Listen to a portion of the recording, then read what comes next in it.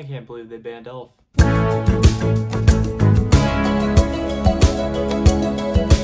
Hi, what's up you guys? How's it going? It's Papa, and today I'm going to be showcasing you guys the deck that I'm most likely going to be playing for the upcoming format, and that's GISHKI Sprite. What I like about this deck is that it has a bunch of different new cards. We do now have Photon Hypernova legal for the current TCG, and basically now that Photon Hypernova is out, you're going to be seeing nothing but Kashtira. Most likely you'll maybe see like a few tier element players or two, but if you don't feel like playing tier, you don't feel like playing Kashtira, Sprite is still a viable deck. Unfortunately, we lost our Lord and Savior, Sprite Elf. Dude, does it just suck being you? But with that loss, we do still have a very playable GISHKI Sprite list, and I'm going to be showcasing you guys the list that I have been playing, testing for the current format. I really do like this list a lot. The GISHKI cards really do help out a lot more than you would think.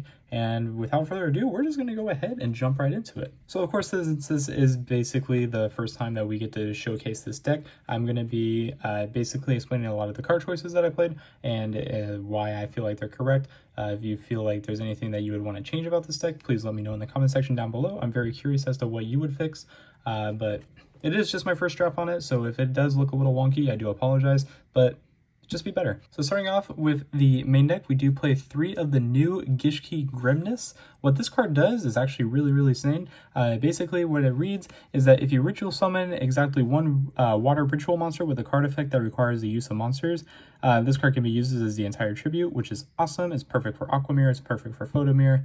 It's really nice.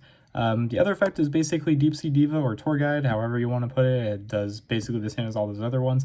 If it's normal or special summon, you can target, or not target, if it is normal or special summon, this card gets to special summon a GISHKI monster from the deck except GISHKI Grimness. So basically what you're summoning is the swimmer himself, GISHKI Abyss. This card was a bitch to find. GISHKI Abyss, what this card does is that when this card is summoned, just specifically summoned, not special summon, normal summon, flip summon, it's just when this card is summoned, what it does is that you can add one GISHKI monster with 1,000 or less defense from your deck to your hand, except GISHKI Abyss. So basically this one just kind of keeps letting you extend. It helps you get cards like Vision, gets you Shadow, it gets you Grimness if you need to. But what it also does is that it gets you the new ritual summon. It gets you the new ritual monster for the GISHKI archetype, but we'll get to that later. Just for more extenders, we do play 2 copies of Vision. This card is nuts. What GISHKI Vision does is that if you ritual summon exactly one water ritual monster, you can use this card as a full tribute as well, so very nice there. But its second effect is that you can discard this card to add a GISHKI ritual monster from the deck to the hand. So you're basically going to be grabbing a new guy. I will say this as like a disclaimer, what you can do is that you can play Gust Kraken, but I don't like Gust Kraken in this deck because it doesn't extend you as much as you would like it to, but that's just an option that you can do if you feel like Gust Kraken is a cool card, but I personally just don't play it myself.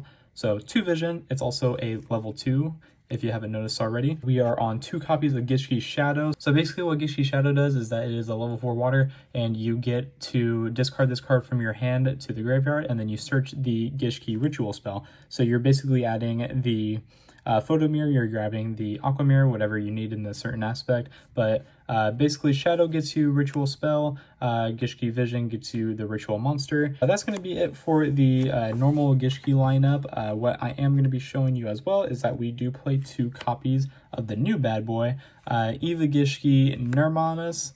This card is insane. I do apologize for butchering the names. This is my first time using them in person. I've been using them online mainly, but what this card does is that you can ritual summon this card with any GISHKI ritual spell. If this card is ritual summoned, you can target a water monster in your graveyard and special summon it. So this card can get you access to your Shadow. This can get you access to the Abyss, the new guy, the Nermanus, or however the hell you say it. It's the, wow, bad lighting. The Grimness, GISHKI Grimness, basically. But you get to just summon it, so it's really great. It doesn't negate its effect or anything, it just says summon it. Once per turn, when your opponent activates a monster effect while this card is on the field, what you can do is that you can quick effect, return 1 GISHKI ritual monster you control to the hand, and if you do, negate the activation and shuffle it into the deck. So not even destroy it, not send it to the graveyard, you are sending that shit back where it came from. So Nermanus just does a lot of work. You don't need 3. I feel like 2 is a magic number, and I also just wanted to keep this deck as close to 40 as possible, and by doing so, I felt 2 was really good. And you can just keep recycling back with Vision, the Aquamirror as well. This card is just really insane. So that's it for the full Gishki lineup. It's just 1, 2, 3, 4, 5, 6, 7, 8, 11 Gishkis. They're basically the main focus of the deck. Moving on, we do play 2 copies of Sprite Blue. Apologize, they're not ulti, but 2 copies of Sprite Jet. 1 red, 1 carrot, and 1 pixies. So what these do, you should know already. If you are a long-term fan of my channel, you know that I played Sprite basically the entire time the deck was legal. And it's still legal, don't get me wrong. But we play a 2-2, 1-1-1. It's the smallest lineup I've ever had playing Sprite, but it's for good reason. Basically, since it's a Gishki Sprite list, your main focus isn't actually the Sprite cards. It's actually just focusing on the Gishki, focusing on the Swap Frog. These are just extra bodies just to kind of help you just like kind of extend or help you get to your end board, or basically just help with extra negation, whatever it may be. I do still like playing Pixies. What I was originally playing was it was going to be 3 blue, 2 jet, red carrot, but I still feel like maybe the Pixies is just too good not to basically cut from the deck. This card really does put in a lot of work still, so I felt the need to still play it. But other than that, all this should be like nice and self-explanatory. Again, I'm only playing 2 blue because I wanted to be able to just keep the deck at 40, and by doing so, I just played 2 blue. And then the last like main monster that we play is of course 3 copies of Swap Frog. You don't play Nimble Beaver, you don't play Nimble Elf, not Nimble Elf, sorry. You don't need the Nimble cards in this list. You basically just play the 3 Swap Frog because it just gets you all the work that the Nimble cards would use. It also makes you have to play Sprint in the extra deck, and the extra deck is actually really tight, but I'll get into that a little bit later. But you basically just play the 3 Swap. You don't play Beaver, you don't play Angler, you definitely don't play Sunfish. That card is bad. Sorry, Josh. 3 Swap Frog is really all that you need. I don't really need to explain this card too much because, again, I just sound like a broken record just saying how good Swap Frog is with Sprite. And plus, since it's a water, you can just discard all the other like dead Gishkis in your hand. Really nuts. For hand traps, there's actually not a lot, but we are playing, I believe, 9. However you look at it, we are on 3 copies of Ash, we are on 3 copies of Nibiru, 3 copies of Infinite Impermanence, and that is it for the hand trap lineup. I really do like this lineup, to be honest. I really wish that I could play more cards that I wanted to play. Like, I really wanted to fit Thrust into the main deck, but I feel like having these 9 are going to be very standard in this upcoming format. Playing against Kashtira, you need to have all these cards. Ash being able to just stop the Fenrir from getting you access to the Unicorn is really good. Being able to stop the spell from summoning from the deck is really good, so you need to play Ash. Nibiru, it's a really good counter to Kashtira in the main deck if you don't already have Book of Eclipse, which I will get to later. You have to play Nibiru. I just feel like this card is just too good not to main deck right now. You need to play 3, and then when you pair it up with Imperm, it's basically just a guaranteed full broken board. But that's gonna do it for the hand traps. I shouldn't have to say too much here. I mean, I think it's all very self-explanatory. But if you want to play Book of Eclipse, I would suggest trying to find room for that. You could just throw in 2, 3 if you like to play 43. But again, trying to keep it at 40 just to play it safe with the consistency. For the spell lineup, this card is actually insane. Focus Aquamirror is definitely what this deck was missing. What it says is that you can add 1 Gishki monster from your deck to your hand, and then during the end phase, if you control a water ritual monster, you can banish this card from your graveyard and set an Aquamirror spell or trap directly from the deck, except Focus Aquamirror, which is fine because you play definitely other Aquamirrors which help you get the job done. That's not it. So for your Aquamirrors, you're playing the 1 Photo Mirror. This is how dedicated I am to you guys, to making sure that I get videos up to you now, because I had to pay $15 for this fucking thing. We are then on the 1 copy of the Gishki Aquamirror, and then we are on 1 Aquamirror Illusion. This card is actually really insane. What it does is, for those that don't know, the Aquamirror Illusion is you get to special summon a Gishki ritual monster from your hand. It can't attack and is returned to the hand during the end phase. So when you basically get into the situation where you draw multiple copies of Nermons, or it bounces back for its own effect to negate a monster effect, you can just summon it right back. Not once per turn. It's amazing. It's amazing what this card can do. So you definitely want to go ahead and make sure that you're playing a way to just benefit you for that reasoning. So definitely play the 1 Illusion. This card is really busted. I shouldn't have to explain these ones too much. I mean, if you've played Gishki for a long time, sure, go ahead, cool. But I know there is a lot of newcomers to the channel. So basically what Gishki Photomir does is that it can be used to ritual summon any Gishki. And then the other effect is that you must also pay life points equal to the level of the ritual summon monster times 500. So That sucks, but you still have to play it just in case that you don't get access to your Aquamirror. I mean, granted, you could just play multiple Aquamirrors, but what's the fun in that? One Gishki Aquamirror, mainly because it's the best one. It just recycles itself back. If there is a ritual monster in your graveyard, you put that back in your hand and then you shuffle this back into the deck. Really good. But just for like the grind, if it gets hit by DD Crow, that sucks. If people are playing DD Crow also this format, they suck. So basically you just have to find the happy median. And these cards are really nice. So just the 6 Gishki cards, that's basically all that you need for the spells and traps.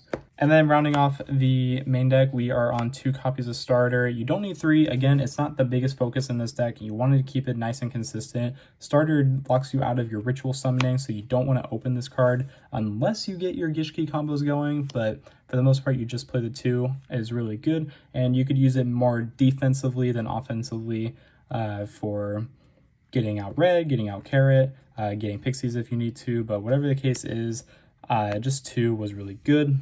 And then we play 1 Smasher, of course. This card is still amazing. I'm still not playing Double Cross. You can't convince me that that card is good, and if you try to, good luck. And then the last spell that I play in the deck is a Call by the Grave. This card should be banned, but it's not, so we are playing it. And that's going to round off the main deck. I know it's a little bit longer, but we do play the 40 card main deck. No more, no less. For the extra deck, we do play the Kraken because I can't play Gus Kraken in this list. So this is an homage of my homeboy Yugioh Gus Kraken. You will be missed. For the extra deck, we are on 2 copies of Gigantic Sprite. You still play 2 of this card. I still feel like it's a mandatory to play 2. Especially because since you're playing Ahashima now, since it can't be used as link material, you can just use it to overlay for the Gigantic to give it that attack buff, and then on your follow-up turn you should basically have game, if not already, by the time it's coming back to you. But whatever it is, I still feel like 2 is necessary. 1 Djinn Buster. This card just becomes a lot better now that Elf is banned. Mainly because you would be using the elf to make a Masquerena for the most part, but since you can't really do that anymore, you have to make Xyzes a lot more, and Djinn Buster so far has been good during testing, but I just feel like something's missing. Sprite Elf. We are on 1 copy of Herald of Pure Light. You could play another card instead, but I'll get to that later. But this card's really good. What it does is that you can detach a material from this card, and then you target a monster in your graveyard, and then you add it to your hand, and then you shuffle a card from your hand into the deck. So it's basically just there for recyclability. This card's like fine. It's just good for recursion, but there's better cards to make, so you don't really need it, but I'll get into that a little bit later. 1 Onibaro. This card's amazing. I still love this card in Sprite, no matter what. Definitely mandatory. 1 Toad. Shouldn't, Ribbit. 1 Downer Magician. This card is really insane. And then we play 1 Zeus. So basically what I was getting back to about the Pure Light, what you can do is that you can cut the Pure Light and play a 2nd Zeus. Unfortunately, when I bought the ulti Zeus, I didn't realize I was going to need 2. So I just have 1 on me, and I do apologize. But definitely find room to play 2 Zeus, because with Kashtira Unicorn and then Diablosis just basically getting all this stuff out of the extra deck, you need to make sure you have a 2nd Zeus, because this is what kills the Kashtira mirror. I'm not playing the mirror. This is basically what kills the Kashtira matchup, and being able to just have access to Zeus at all times is very nice. And if you resolve it, you're basically winning the game from there. It gives them a really hard chance to come back from. So you definitely need to play 2 Zeus. I just didn't get 1 when I was out. I do apologize in advance, but not really. For the links, we do play 1 copy of Masquerena still. This is still my main girl, other than Sprite Elf, of course, but still need to play the Masquerena. Is even better in this deck now that Elf is banned. Sorry. Bujinki Ahashima. I do apologize for those that didn't have access to this card before it got banned, but this is also another good reason why you should never sell your cards. Ahashima is a very, very good card in this deck. Basically, now that Elf is banned, you get to use this 2 level 2s, and what it does, you summon it here, of course, and then it makes it to where when you do your swap line, you summon that Gigantic. Gigantic gets you Swap Frog will send the other Swap Frog, and then you should have 2 level 2s on your field to make the Ahashima, but before doing so, you would take the Swap Frog, bounce it back to your hand, and then after that, summon this guy. Ahashima gets to swap from the grave, swap from your hand, boom, Toad right here.